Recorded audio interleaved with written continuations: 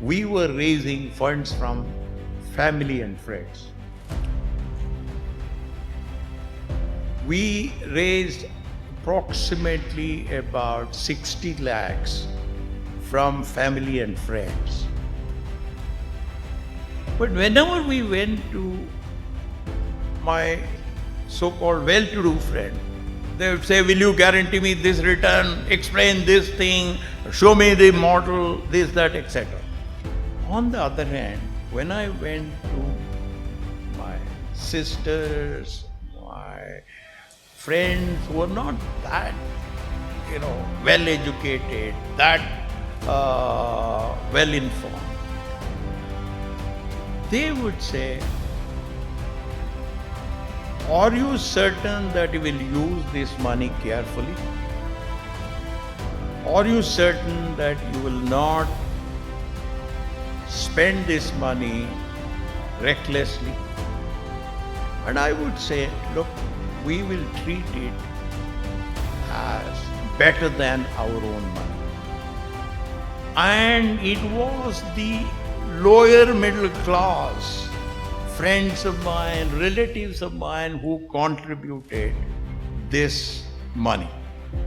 So the day before we went public, I sat down with all my colleagues and said, folks, we cannot sleep well until we redeem our pledge to these people.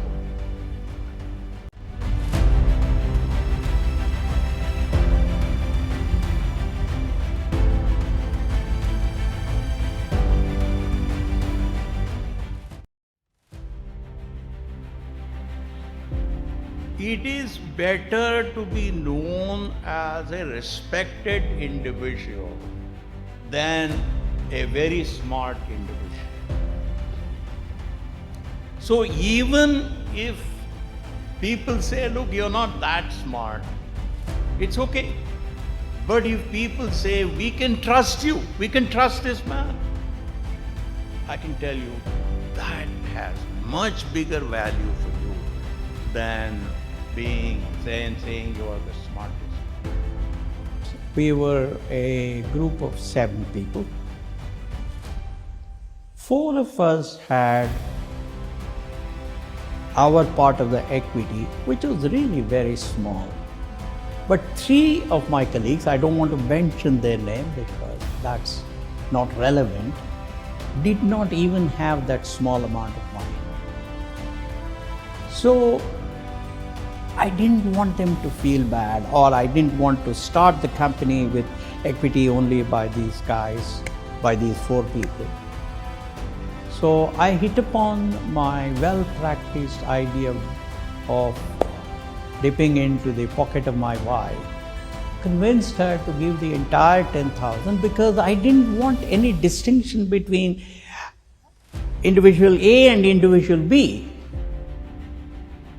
Right from the first day that the 7 of us sat down in my 1-bedroom apartment in Mumbai, after a long discussion of 3 hours, we came to the unanimous conclusion that respect from our stakeholders was going to be our number 1 target.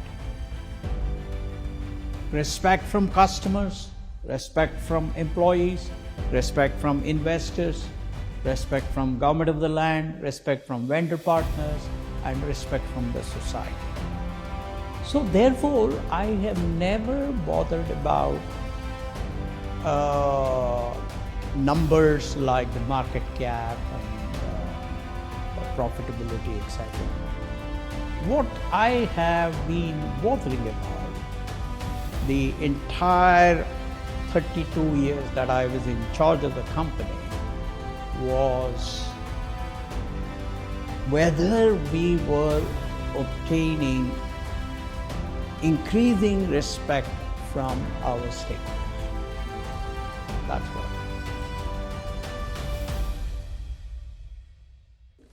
I have grown up in a house of 8 children. with father being mostly a teacher. So we were not unduly worried about hardship. We were brought up in an environment of hardship. A leader is very lonely, and he or she will latch on to anybody that supports him or her. All my colleagues were abroad doing what they were best at: project management, design, programming, and all of that. And I was alone in India, and I had to get the license, I had to arrange a loan for a computer, I had to change the location, I had to get my court to lease the premises. These were by no means easy ones in 1980s.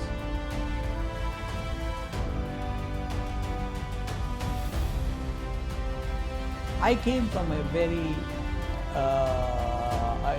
from a lower middle class family.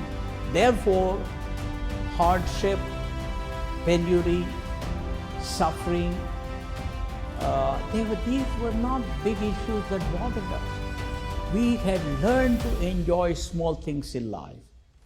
And therefore, for us, I'm sure it's the same for my colleagues too, when we walked into the office, when we saw small victories, that gladdened our heart, and that made us say, I will run this marathon the next mile. I think that's the reason why we were never worried about any long-term gratification. Well, I think entrepreneurship is about daring, it's about courage, it's about sacrifice, it's about deferred gratification, it's about saying most people see things as they are and wonder why I dream of things that never are, and then say why not.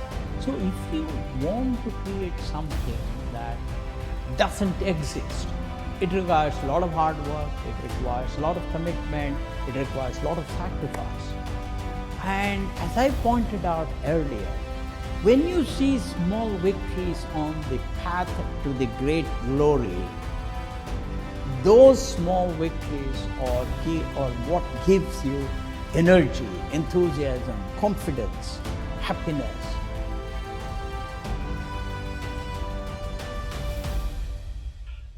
I wouldn't want to be an entrepreneur today because I don't have that smartness to succeed like many of you have done. I am amazed at the hard work, at the ingenuity, at the confidence of current day entrepreneurs.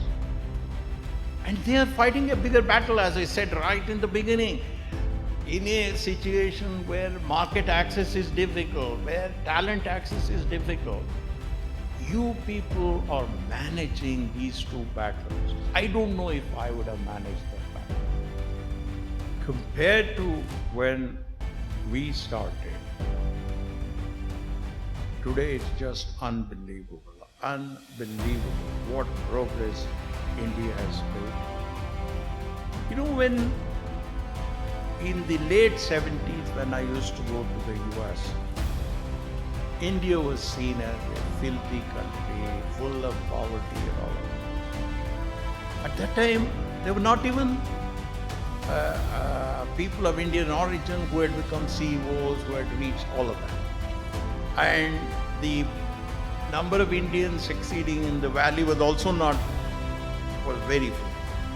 So nobody listened to India. Getting even a meeting with a director in a company was very difficult. But today,